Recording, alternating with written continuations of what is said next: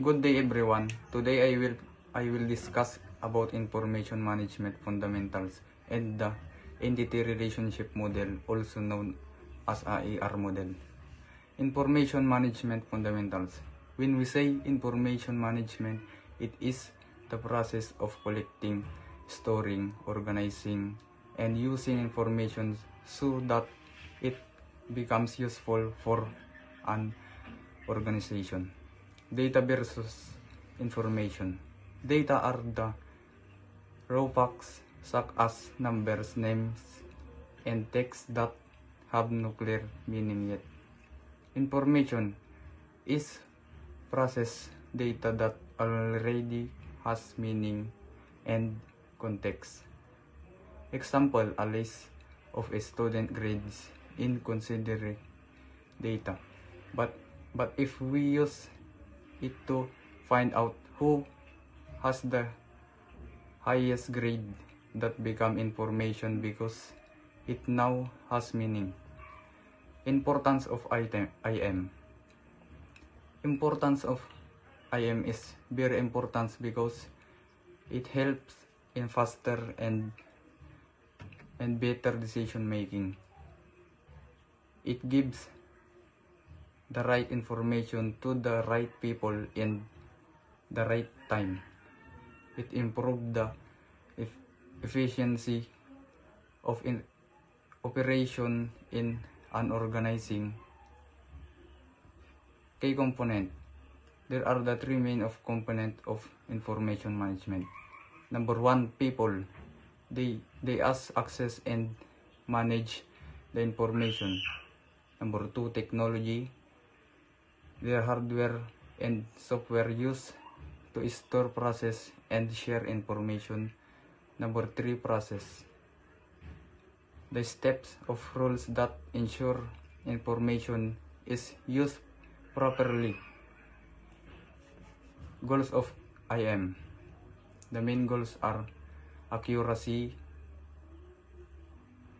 security, accessibility. Accuracy data must be correct and update. Security data must be safe from organized access. Accessibility information must be easy to get by the right people. Now let us move on the entity relationship model or ER model. This is a conceptual model used in the database design to describe entities. There are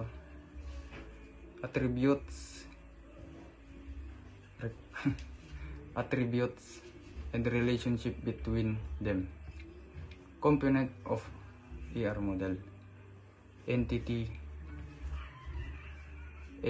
an object that has meaning in real world. Example, student, teacher, course. Attributes, the properties of characteristic of an entity. Example, a student has student ID, name, and age. Relationship shows as entities are connected. Example, a student enrolls in a course and a teacher teaches us course. Type of relationship, one-to-one. Example, one person has one passport. Number two, one-to-many.